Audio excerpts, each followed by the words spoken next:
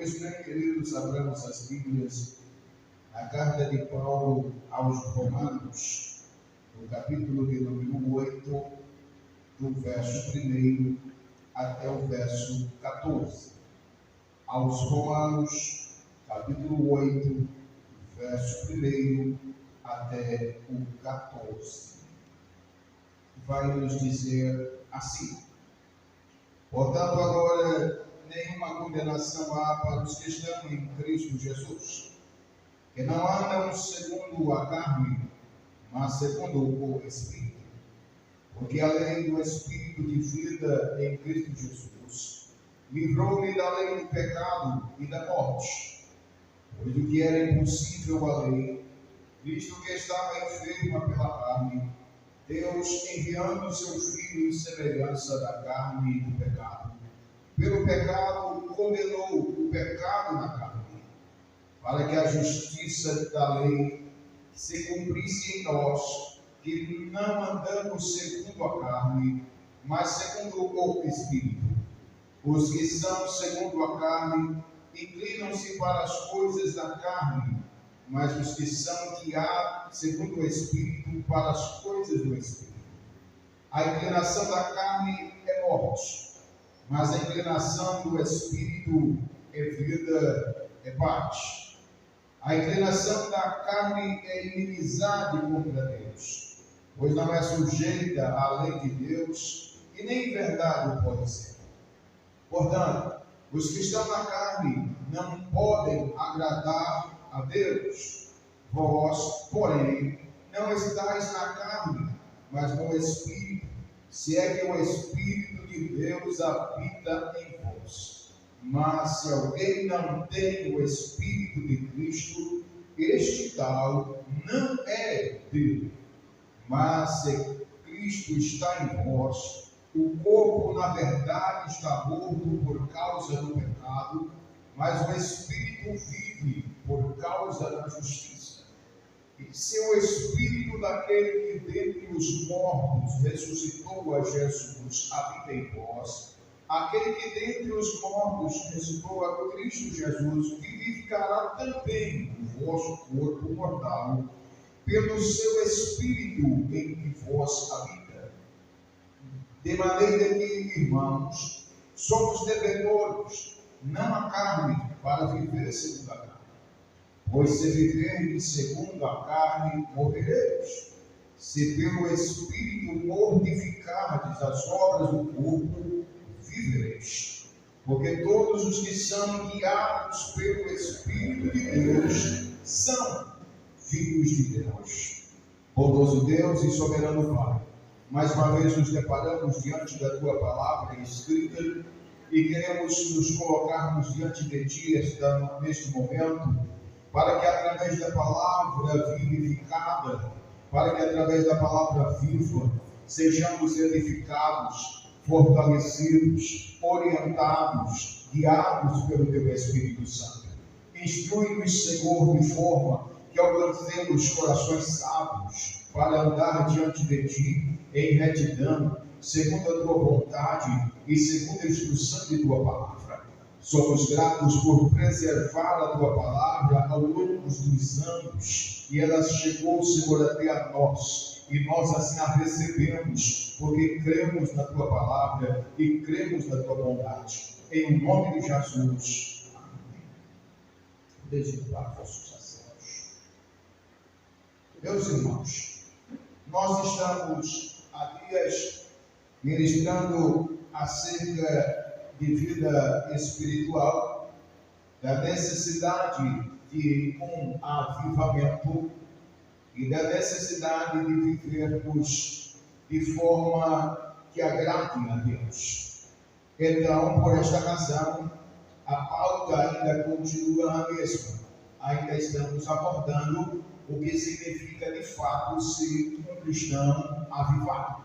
Então precisamos entender que nesta vida, através do Espírito, ela é constantemente confrontada com as nossas naturezas. Já disse e repito, somos detentores de duas naturezas. uma natureza humana, e esta conhecida como a natureza carnal, e uma natureza espiritual, e esta vem de Deus, que é dom de Deus, é dado por Deus, presente de Deus, dádiva de Deus. A natureza humana, ela herdou todo o pecado da parte de Adão, consequentemente todos pecaram e todos herdaram em si a sua essência, inclinação pecaminosa. E toda a nossa disposição humana é de fazer coisas que desagradam a Deus. A inclinação humana, ela não tem por si, dentro da sua essência, a vontade de ser adorador. Adorador não é segundo a natureza humana, mas segundo a essência do Espírito que em nós habita. Há algumas pessoas que afirmam, através de canções e de ministrações, que nós nascemos para adorar. Não é bem verdade isso, embora tenha a aparência de piedade. Portanto, ao vir a este mundo, ao nascer deste mundo, nós nascemos pecadores e vivemos pecadores, e toda a nossa vontade, o nosso desejo é pecado. O pecado, ele habita dentro do ser humano. O pecado não é algo que vem de fora para dentro.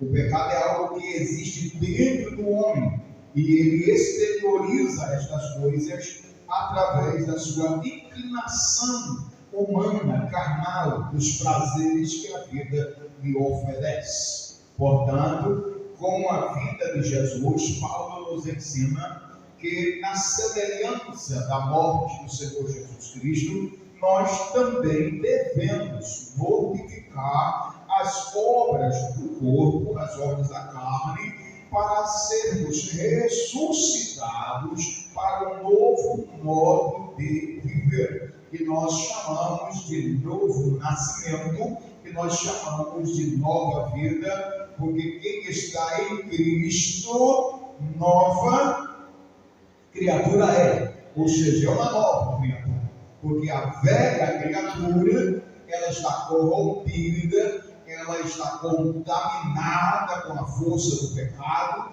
e então ela vive de forma dissoluta, ela vive de forma a buscar prazeres e satisfação para o seu próprio eu, para o seu próprio ego, para as suas próprias realizações, e por uma vida terrena, animal e até mesmo diabólica.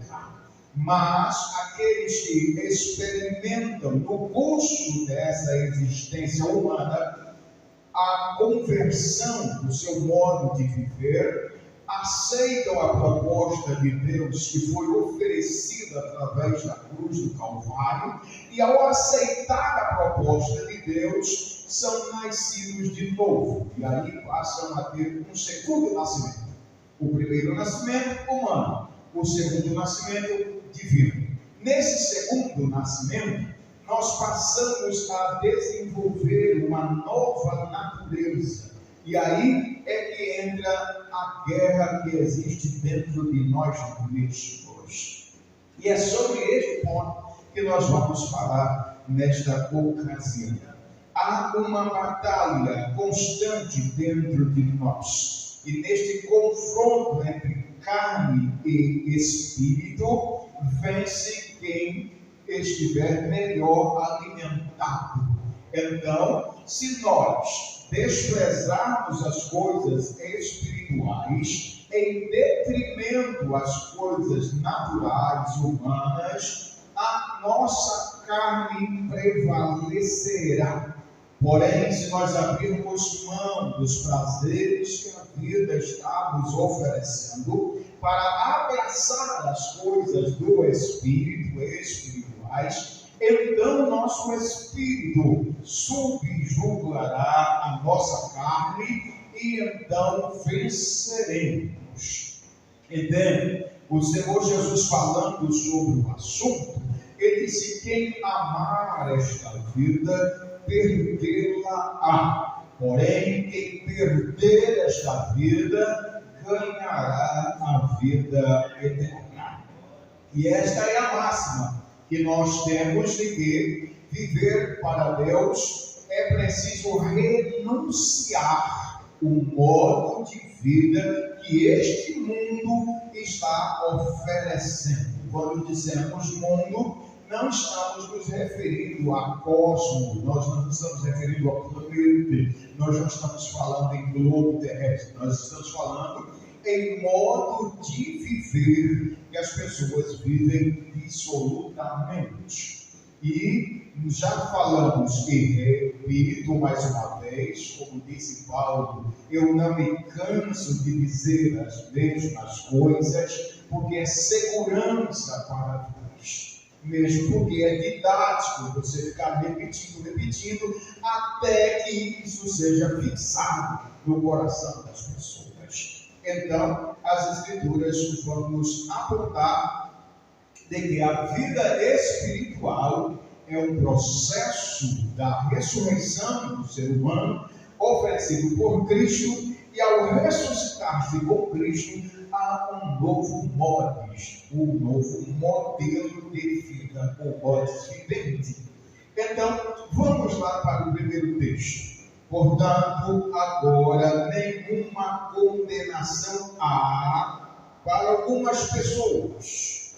Portanto, agora nenhuma condenação há para algumas pessoas. Quem são essas pessoas? Paulo vai dizer: para os que estão em Cristo Jesus. Não confunda essa questão. Muitas pessoas dizem: não é uma condenação. Não, portanto, agora não tem nenhuma condenação, estamos livres e ninguém vai ser condenado, todo mundo vai ser absolvido, todo mundo vai morar no céu, todo mundo tem um lugarzinho reservado por Deus, e que Deus vai, no final, trazer todo mundo, abraçar todo mundo, Deus vai perdoar todo mundo e vai ficar tudo certo. Não é isso, não confunda. O apóstolo Paulo está deixando claro que, portanto, agora não há condenação para um grupo de pessoas. Quem são essas pessoas? A resposta está no próprio texto, porque a Bíblia interpreta ela mesma. Então, a resposta vai encontrar aí: para os que estão em Cristo Jesus. Então, você precisa entender que só não será condenado se você estiver em Cristo Jesus. Agora, quem são as pessoas que estão em Cristo Jesus? O texto também vai responder no que diz o seguinte assunto: que não andam segundo a carne, mas segundo o Espírito. Veja, é interessante você entender que só não há condenação para quem está em Cristo Jesus e que já não vive mais segundo o curso desta vida, que deram um basta, que deram um stop, que pararam, deram meia volta, se converteram e deixaram de andar no mesmo curso das demais pessoas deste mundo.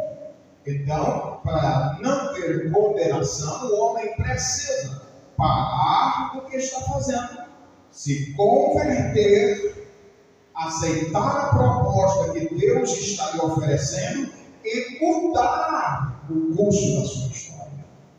É esse o processo que nós chamamos de novo nascimento, muito pouco apregoado nos nossos tempos. Foi muito falado no passado, mas hoje a maioria dos pregadores estão pregando para massagear egos, e eles acabam não falando da necessidade de conversão. O homem não precisa fazer nada para ir para o inferno. Ele já está em direção ao inferno. As pessoas não precisam fazer nada para ir para o abismo. Basta continuar fazendo o que eles melhores sabem fazer, que é pecar. Agora, quando o homem interrompe essa trajetória de pecado e ele aceita o plano salvífico oferecido por Deus através de seu Filho Jesus na cruz do Calvário, esta história deste homem é interrompida. Então, ele deixa de ir para o inferno, dá meia volta e volta em direção a Deus. Ele deixa de praticar as coisas que o distanciava do seu Criador e volta-se na direção de Deus. Isto é conversão. Isto é o processo do novo nascimento. A pessoa interrompe o curso de história e muda a sua história. Por isso, quando nós apregoamos a Jesus Cristo, nós sempre vamos dizer às pessoas que Jesus pode mudar a história deles. Então, Jesus pode mudar a sua história. Como ele muda a sua história? Mudando a sua trajetória. Basta você viver como quer para ir parar no inferno. Mas se você aceitar a proposta de Jesus, você aceita a transformação do seu caráter, a transformação da sua maneira de viver, e nesta transformação, ao invés de estar indo para o inferno, você começa a caminhar em direção a Deus. E quando você começa a caminhar em direção a Deus, então o céu é um lugar para você. Céu não é um lugar que as pessoas usam para consolar parentes de pessoas que falecem. Céu não é um lugar para amenizar a dor de alguém. Às vezes, em momentos de luto, a gente sempre vai dizer para alguém: olha, fulano agora está no céu, fulano agora virou uma estrelinha. Então a gente começa a amenizar isto. Porém, precisamos ter a consciência do que as Escrituras vão dizer. O que prevalece é a palavra de Deus. O próprio Senhor Jesus Cristo, falando sobre as Escrituras, ele disse que nem um J e nem um acento agudo ou tio será obtido das Escrituras, sem que se cumpra. Então, a palavra de Deus é a mesma ontem, hoje e eternamente. Portanto, Deus não muda de planos. Deus tem um único plano desde quando elaborou a criação do nosso planeta, da Terra que vivemos. Deus estabeleceu um plano e ele executa este plano até os dias de hoje e até a conclusão desse século ou fim do mundo. Deus não mudou, ele continua sendo o mesmo Deus. E ele não muda de ideia. Normalmente um homem fazendo um projeto ou uma construção, ele vai fazendo adaptações. Começa fazendo uma fundação para 2 quartos, daqui a pouco ele faz um puxadinho, faz 3 quartos, daqui a pouco ele muda de ideia, começa a fazer um decote na roupa, daqui a pouco ela coloca mais umas pregas com a costureira, ela ia fazer só uma manga mais curta, de repente ela faz mais curta, ela vai mudando de ideia conforme as inspirações. Deus não muda de ideia. Deus é imutável. O que ele projetou, ele executa dentro de um plano pré-estabelecido até a consumação dos séculos. Deus nunca muda de ideia, mesmo porque ele já sabe das coisas vindouras. Isto é, por um atributo divino conhecido por onisciência, o atributo de Deus saber todas as coisas antes que elas aconteçam. Então, o plano de Deus nunca mudou e nem vai mudar. Então, os homens mudam. Os homens buscam a evolução de uma certa forma, porque falar em evolução humana, o homem continua pecando do mesmo jeito que Adão pecou. Não mudou. A raça humana continua errando do mesmo jeito que o povo antediluviano fizeram, do mesmo modo que o povo de Sodoma e Gomorra faziam. Eles continuam ainda hoje fazendo as mesmas coisas. Era para ter evoluído. Porém, no quesito vida com Deus, o homem continua fazendo errado. A raça humana melhorou no sentido conforto e algumas coisas de tecnologia, mas o modo de agir continua do mesmo jeito. O sábio Salomão, olhando essas coisas, disse: não há nada novo, tudo que há já foi, ainda existe e permanece assim. Não há mudança. O homem continua pecando do mesmo jeito, continua tropeçando na mesma pedra. E Pedro vai dizer que esta pedra é Cristo. Pedra de tropeço. Amém? Então, no nosso raciocínio, estamos aí, portanto, não há nenhuma condenação apenas para as pessoas que estão em Cristo Jesus. Quem são estas pessoas que estão em Cristo Jesus? É o que faz a diferença entre ser salvo e não salvo. Quem são as pessoas que estão em Cristo Jesus? São pessoas que já não mais fazem o que querem, não vivem fazendo as coisas que faziam anteriormente, mas que aceitaram uma proposta de Deus e passaram a ser guiados pelo Espírito. Portanto, se alguém diz ser cristão, se alguém diz ser salvo, se alguém diz que tem fé em Deus, se alguém diz que crê em Jesus Cristo, mas continua vivendo normalmente, segundo o curso deste mundo, tal pessoa é uma mentirosa. Ela não vive a verdade. Ela está iludida, enganada, porque só há mudança à medida que você abre mão do seu curso de vida natural para viver uma nova vida com Cristo. E nesta nova vida tem mudanças de comportamento. Todas as vezes que anunciamos a Jesus, anunciamos alguém que muda a história das pessoas. Se a tua história nunca foi mudada, é porque você nunca teve um encontro de fato com Jesus. É preciso haver mudanças, transformação do velho para o novo, do velho homem para o novo homem, do vinho velho para o vinho novo.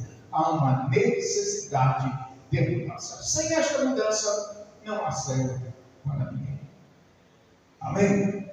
Seguindo este raciocínio de Paulo, ele diz: porque a lei do Espírito de vida em Cristo Jesus, ela provocou na lei do pecado um livramento, ou seja, ela quebrou as correntes, ela quebrou o elo, as cadeias que nos aprisionava no pecado. O homem que vive neste curso da vida, ele vive aprisionado, ele vive acorrentado no pecado e faz aquilo que o seu corpo pede. Ele está escravizado das suas próprias vontades, da satisfação, do prazer. Aliás, é o que as pessoas mais querem hoje no mundo, é buscar as suas realizações. E como diz um certo cantor poeta, deixa a vida me levar. E aí, sem saber para onde é que esta vida está levando. Cuidado, você pode ser lançado no inferno por deixar a vida te levar e não deixar que o Espírito de Deus te guie, te leve em direção a Deus. É um perigo muito grande. Então, Paulo está dizendo que a lei do Espírito de vida em Cristo Jesus, ela nos livra da lei do pecado e da morte. Duas coisas que a lei de Cristo livra. Quando você deixa de obedecer à natureza carnal, você aceita a proposta de Deus, então você fica livre do pecado e você fica livre da morte. Como assim livre da morte? Você não morre mais? Olha, fisicamente, humanamente, sim, as pessoas vão a óbito e vão ao sepultamento. Porém, é preciso entender que os que nasceram de novo e foram ressuscitados com Cristo, o próprio Senhor Jesus afirma: quem crê em mim nunca verá a morte. Por que você está dizendo isso, pregador? Eu estou dizendo porque quem se volta para Deus, a morte jamais o separará do seu Criador. É por isso que Paulo questiona: quem nos separará do amor que há em Cristo Jesus? Nem a morte é capaz. Porque quando a morte bate a porta para ceifar a vida de um cristão que está em Cristo Jesus, ela faz um grande favor para ele. Ela coloca a pessoa nos braços de Deus. Então a morte não pode te separar de Deus. Ela não tem esta força. É por isso que Paulo vai dizer: aonde está, ó morte, o teu aguilhão? Porque o aguilhão da morte é o pecado. E uma vez que nós não estamos mais aprisionados à lei do pecado, mas agora vivendo a lei de Cristo, a morte não tem poder sobre a vida do cristão que está em Cristo Jesus. Isso é muito confortante. Alegra a nossa alma saber que aquilo que aterroriza as pessoas que vivem segundo a este mundo, que não gosta sequer de ouvir falar a palavra da morte, se você estiver conversando com alguém que não tem Cristo e começar a falar de morte, ele logo pede para mudar de assunto, porque isso é um terror para ele. Mas para nós que somos salvos, a morte é bem-vinda. Ah, pastor, o senhor está exagerando? Não, as Escrituras vão dizer que preciosa é aos olhos do Senhor a morte dos seus escolhidos. Agora, por outro lado, vai dizer que Deus não se agrada, não tem prazer na morte do que vive distante dele. Deus pode não impedi-lo de morrer, porém Deus pode mostrar a ele o caminho a ser seguido. E cabe a cada um escolher o que fará com o seu próprio corpo. Se vai morar no céu ou se vai morar no inferno. O homem escolhe. Deus dá oportunidades. Jó afirma a seguinte expressão: Deus fala, ora de um modo, ora de outro. E em sonhos no meio da noite, enquanto os homens dormem, Deus os mostra o seu futuro, para que eles se desviem do seu mau caminho e não pereçam. Deus fala com as pessoas, Deus mostra sonhos, Deus mostra visão, Deus usa pessoas para falar com eles, mas eles se recusam a aceitar o que Deus está falando. É por isso que tem gente que quando sonha, às vezes até cai da cama. Tem gente que sonha caindo. Tem gente que sonha mais de diferentes modos. É Deus falando e alertando: olha, se você continuar assim, o seu futuro não será bom. Deus fala com as pessoas.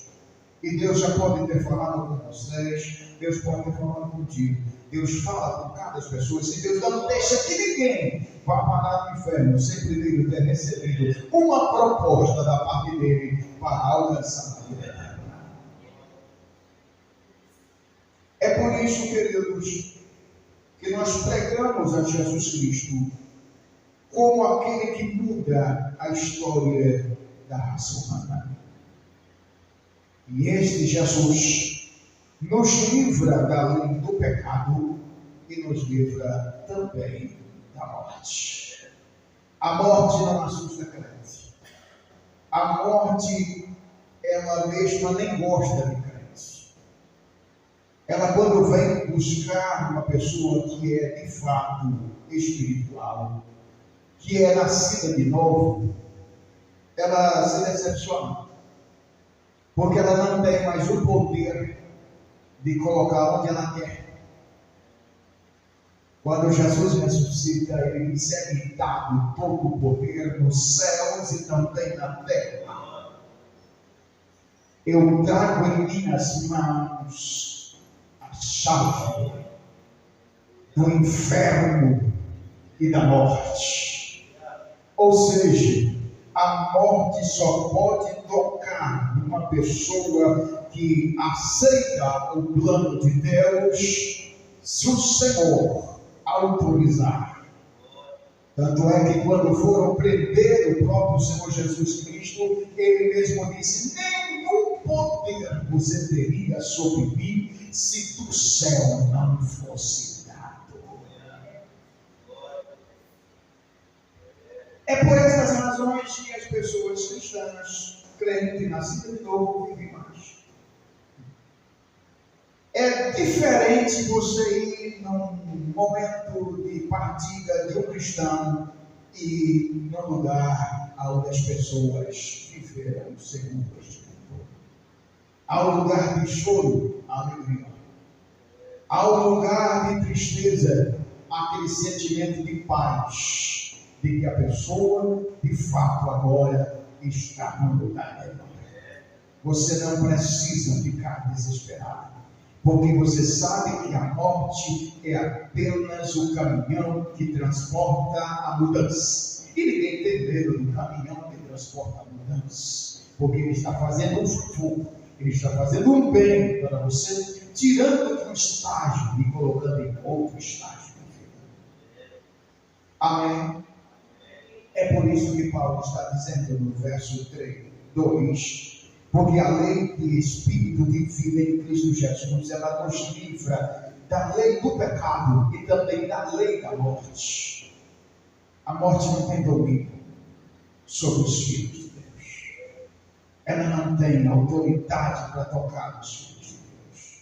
Pelo contrário, ela se decepciona. Ela já se decepcionou algumas vezes na sua história. Ela foi procurar um tal de Enoque, e ela saiu procurou para cá, para lá, e não achou Enoque. Ela ficou decepcionada. Ela disse: o que foi que aconteceu?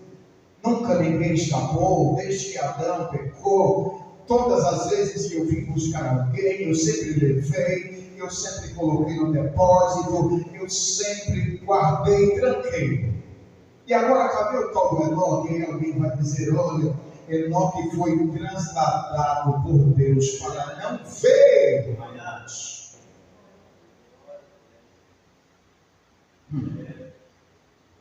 Deus a tomara para si, porque Enoque andou com Deus, ao ponto que a morte se decepcionou, porque foi a primeira pessoa registrada nas Escrituras que não se encontrou com o Pai.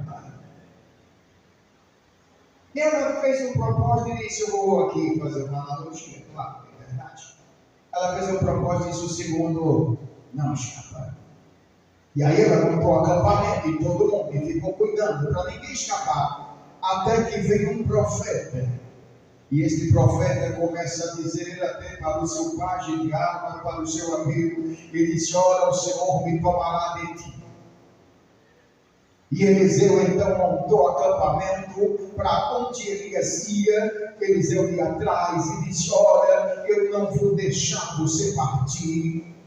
E ficou colado nele o tempo todo, ao ponto de Elias dizer: olha, já que você está tão grudado assim, aonde eu for você está na minha cola, pede o que você quiser, é aí que vai ser feito. E aí ele disse: me dá então a tua capa e porção dobrada do seu espírito.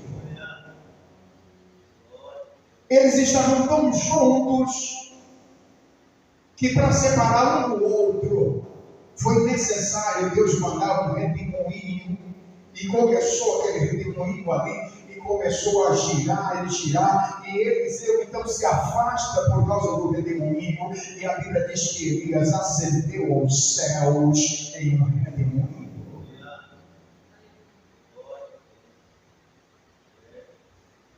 E a morte não pôde com Elias. Então a morte sofre essa decepção e ela vai de novo fazer julgamento. O terceiro não escapa. Quando escapava alguém, ela disse: eu vou buscar de volta. Certa ocasião, Eliseu, cheio do Espírito Santo, saiu fazendo a ordem de Deus, porção dobrada, e adoeceu e morreu, e foi sepultado. E lá vinham algumas pessoas com um defunto para ser enterrado, e eles depararam com os inimigos, e quando depararam com os inimigos, eles resolveram fugir, jogaram o defunto na vala onde tinha sido sepultado Eliseu. O defunto bateu nos ossos de Eliseu, e ao bater lá também ressuscitou. E aí o povo corria de medo dos inimigos, ou era com medo do defunto ressuscitado. Mas a Bíblia diz que isto depois volta novamente a morrer, porque essas pessoas foram ressuscitadas, como o filho da viúva, como vários outros, como Lázaro. Ele ressuscitou, mas voltou a morrer novamente.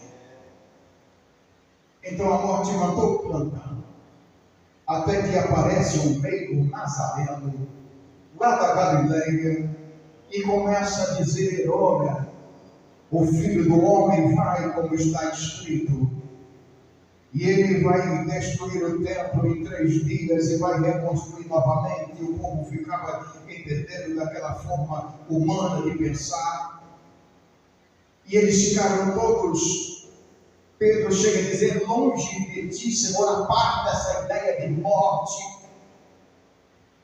Pedro se apavorou com os ensinamentos de Cristo, porque Jesus começou a falar mais abertamente à medida que estava chegando o dia. Ele disse: olha, ninguém pode ir ao céu a não ser aquele que desceu.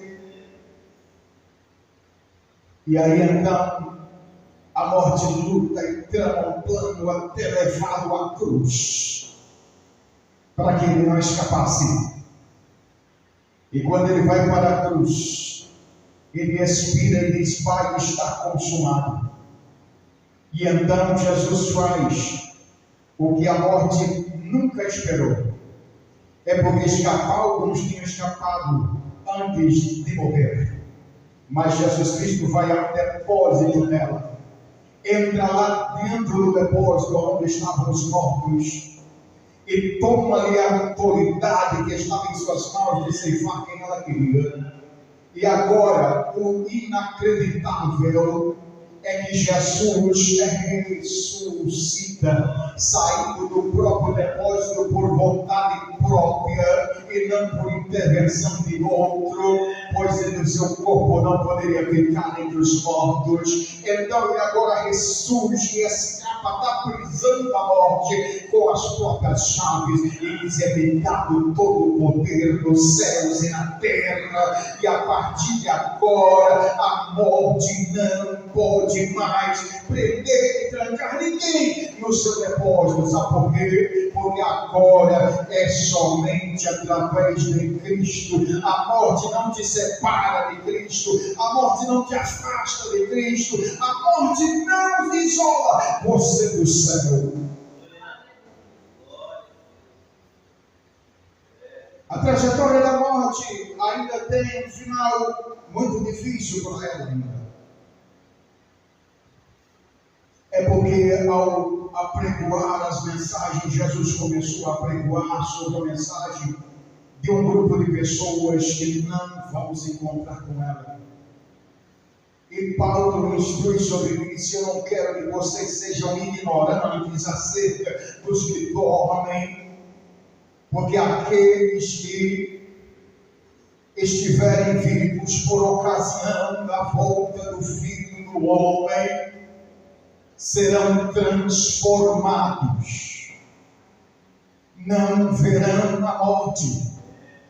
Então aos milhares subirão aos céus ao encontro com Jesus nos ares, E a morte não poderá fazer nada para impedir isto.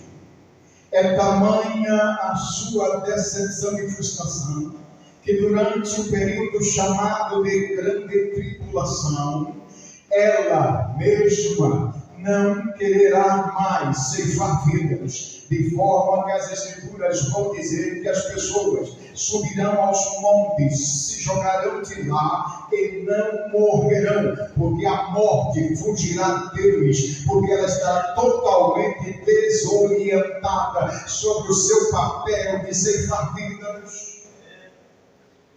E se não bastasse isso, João escreve no livro do Apocalipse que a morte e o inferno foram lançados no Gehenna, no lago de fogo, para todo sempre.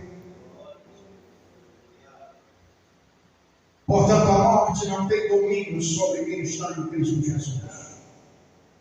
Se alegre com isto, que o fato de você perder os prazeres que a vida está lhe oferecendo lá fora, ao fato de você não estar curtindo o último carnaval, ao fato de você não estar vivendo segundo os prazeres que a vida está lhe oferecendo, ao fato de você não estar curtindo a vida doidado, como muita gente está fazendo, você está se sacrificando dentro de um templo, cultuando, invocando, orando, buscando a presença de Deus. Eles estão se divertindo, rindo, enquanto você chora, mas chegará a hora que você vai estar nos céus, adorando a Deus, enquanto os que desprezaram a Cristo serão lançados no lago de fogo.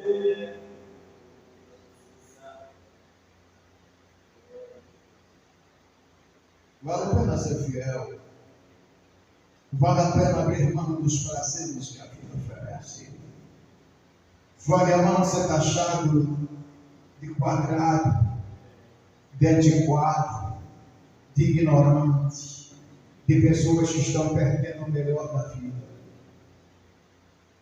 Numa roda de cerveja, essas pessoas começam a olhar para a vida do cristão e dizem que graça tem ser crente. Crente não pode beber, olha coisa boa beber. Continue bebendo. E o seu futuro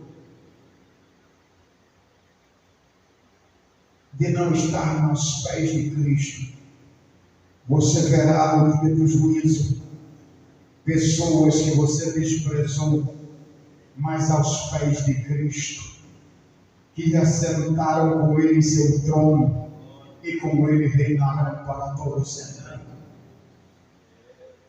A vida que é em Cristo Jesus te livrou da lei do pecado, pois o pecado não reina mais no seu corpo.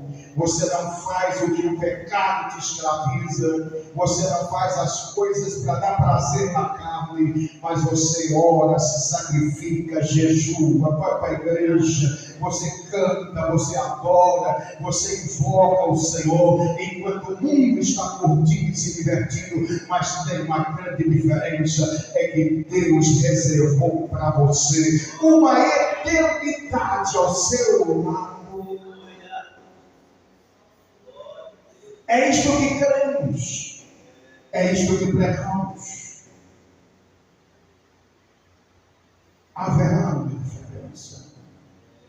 O profeta Malaquias, o último profeta do Velho Testamento, segundo a catálogo bíblico, segundo o catálogo de livros, profeta Malaquias, ele disse: outra vez vereis a diferença entre o que serve e o que não serve a Deus. Você pode viver como quiser, mas não se esqueça que todos nós havemos de comparecer perante o juízo de Deus. E você vai receber segundo aquilo que fez por meio do corpo. Se é para a vida eterna ou para a condenação eterna. Todos haverão de se dobrar diante de Deus e reconhecer que Jesus é Senhor.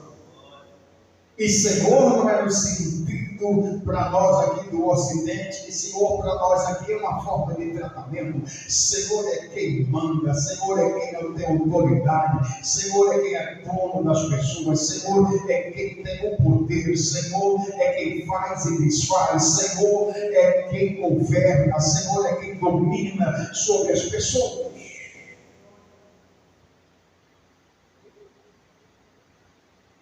Verso 3. Pois o que era impossível à lei, visto que estava enferma pela carne, Deus enviando o seu Filho em semelhança da carne do pecado, pelo pecado condenou o pecado na carne.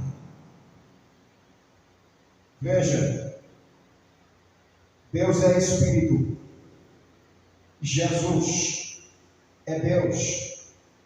E Jesus também é Espírito. Ele sempre esteve com o Pai. Mas o Pai, para que os homens o conhecessem e para que os homens entendessem um pouco da sua eterna misericórdia, permitiu que o seu Filho Espírito ocupasse um corpo mortal, um corpo humano, a fim de fazer os humanos entenderem um pouco acerca da sua eterna misericórdia e amor e compaixão pelos homens.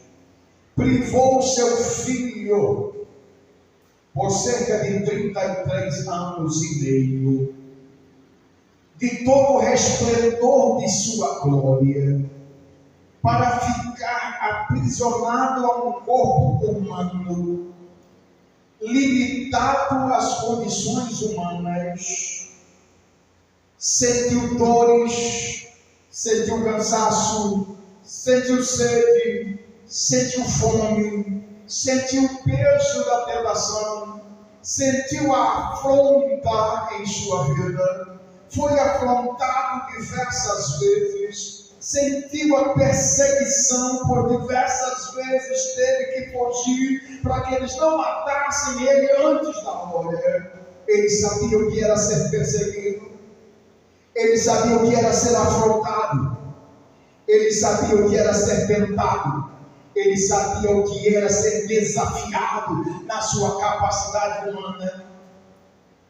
As Escrituras vai dizer que ocupando este corpo humano, em tudo foi tentado, foi testado, foi provado, mas não pecou. Sabe por quê? Porque ele tinha uma missão a ser realizada, que era representar por meio do corpo de carne quem de fato o Pai é. Então, olhando para um humano como um judeu, nós olhamos e vemos nele a expressão do Pai, porque quando Felipe vai dizer, mostra-nos o Pai, então creremos em ti. Ele disse, Felipe, ainda não entendeste o mistério, porque quem me vê, vê também o Pai, tal como é o Filho, é o seu Pai.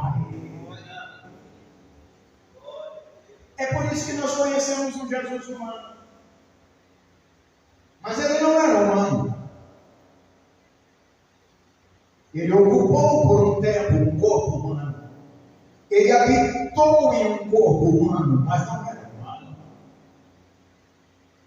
Ele mesmo disse, eu não sou deste mundo. Se eu fosse deste mundo, o mundo me amaria. Eu não sou, porque o mundo ama os seus. E ele prega essa mensagem e vai dizer para os seus discípulos, olha, se o mundo me odeia, também vai odiar vocês, porque a partir de então vocês também não serão mais deste mundo. Vocês não vão mais viver segundo o que este mundo está vivendo. Vocês vão ser novas pessoas. Vocês vão andar segundo aquilo que creiam através dos ensinamentos que eu vos dei. Por isso ele disse: olha, a partir de agora eu não mais vos chamarei de servos, porque o servo não sabe o que faz o seu senhor, mas vos chamarei de amigos.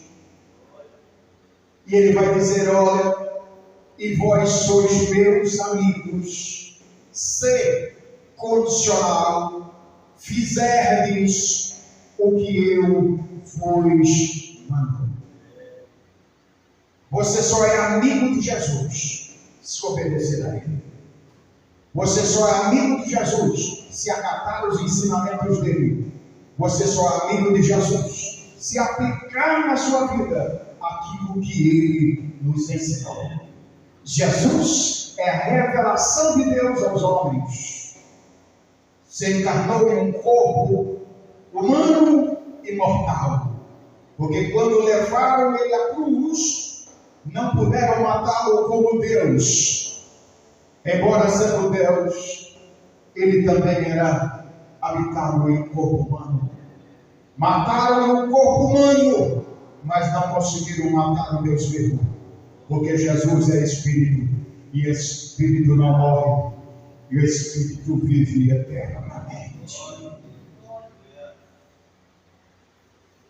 É por isso que quando as mulheres foram ao túmulo para levar especiarias, para enfeitar o túmulo, e elas chegam tão tristes, tão chorosas, sentimento de frustração, porque havia todo um sonho, uma esperança em Jesus de Nazaré, e a criatura se revoltou contra o Criador, e levaram ao monte Cafeira e fizeram atrocidades com ele. Preferiram um criminoso chamado Barrabás e desprezaram o Criador. E ele foi à cruz em submissão à vontade do Pai, porque sem a morte de cruz não haveria redenção, pois o preço de uma alma é caríssimo, e sem sangue não haveria remoção de pecado. Então ele vai à cruz, levando sobre si o peso dos meus pecados. A condenação que ele pesou foi as minhas próprias transgressões. Ele não tinha pecado, mas eu tinha, e ele foi em meu lugar. E só existe uma forma de alguém se tornar inocente, é quando uma outra pessoa assume a responsabilidade dos seus atos. E Jesus, sendo inocente, ele chega diante do Pai e diz: Pai, eu assumo toda a responsabilidade dos pecados de Aldo. Por isso, no seu corpo de carne, ele se faz pecado, não porque tivesse cometido, mas porque assumiu os meus pecados, e levando sobre si as nossas transgressões, ele vai à cruz e morre lá na cruz como homem, não como Deus, porque Deus nunca morre, mas ele leva o corpo do pecado, porque se fez maldito, porque maldito é todo aquele que for pendurado num cruzeiro, ou num crucifixo, ou até mesmo numa cruz. Se fez maldição, inocente, sem culpa alguma, para assumir as minhas culpas. É por esta razão que hoje eu posso afirmar que, por crer em Jesus Cristo, por aceitar a proposta divina, por abraçar a ideia do cristianismo, por aceitar a proposta de Deus, por viver para Deus, os meus pecados foram perdoados na cruz do Calvário. Hoje eu tenho paz com Deus. Hoje eu tenho vida com Deus. Por causa da morte dele. Ele morreu por mim. Ele morreu em meu lugar. Ele levou sobre si o peso dos meus pecados. O culpado da morte dele sou eu. O culpado da morte dele são as pessoas que vivem para si. fosse o único pecador do mundo, mesmo assim ele teria morrido para resgatar a minha alma, pois diz a sua própria palavra que a redenção de uma alma é caríssima e Deus investe todo o seu amor, ainda que uma alma vale mais do que o mundo inteiro.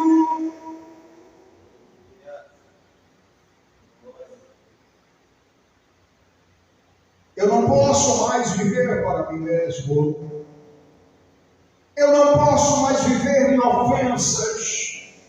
Eu não posso viver pelo curso desta vida, segundo a natureza humana, segundo a carne, segundo o comportamento de pecado, porque isso ofende aquele que muito me amou, aquele que a si mesmo se entregou numa cruz, para que hoje eu pudesse pregar a sua palavra.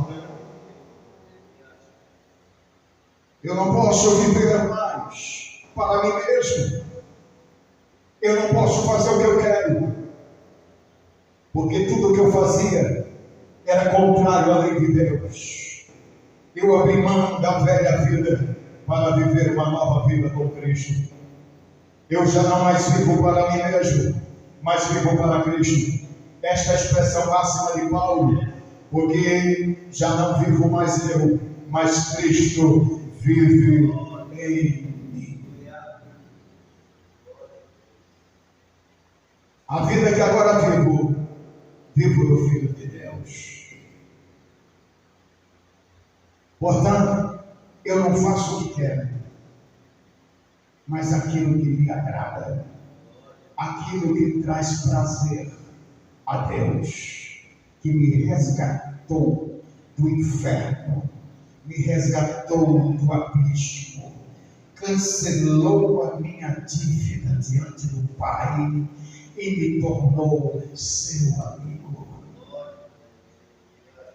Você também pode, porque o que Deus ofereceu a mim, Ele oferece a todas as pessoas. Porque Deus amou o mundo inteiro, que deu o seu Filho único, para que você não pereça, mas passa a ter vida e vida eterna. Que Deus abençoe a todos. Entregue-se a Jesus Cristo. Aceite a proposta de Deus. Mude de vida. Procure uma igreja. Procure uma pessoa cristã. E diga que você quer se render à proposta de Deus. Fale com Deus da sua necessidade de mudança. O seu futuro está em suas mãos. Você decide hoje e agora aonde você quer passar a sua eternidade. Escolha a vida, escolha Cristo, viva para mim. Amém.